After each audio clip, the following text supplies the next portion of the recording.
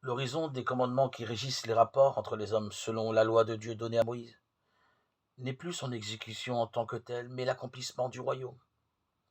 L'entrée dans le royaume est la mesure de la loi. Elle est en quelque sorte l'esprit de la loi. La loi nouvelle que dicte Jésus est à la fois semblable aux 10 commandements et foncièrement différente. Semblable car elle s'appuie sur eux. Le meurtre, l'adultère, la répudiation, le mensonge sont bannis. Mais la loi qui dicte Jésus dépasse les décrets d'application ou les rubriques. Elle est sans partage en ce qui concerne l'essentiel. Elle met en avant la réconciliation entre les personnes, la vérité du cœur et la fidélité à la parole donnée.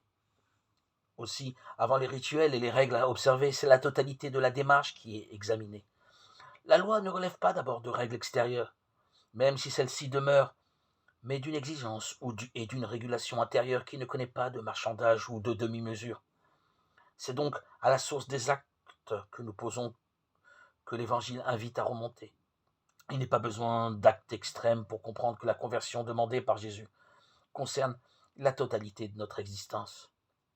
Ici réside la dimension libératrice de la loi. En effet, encore une fois, il ne s'agit pas d'un catalogue de prescriptions à observer dont les manquements seraient à décliner dans un confessionnal.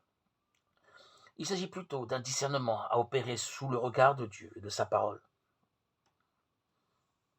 La formule de la lettre de Paul aux Corinthiens l'exprime parfaitement.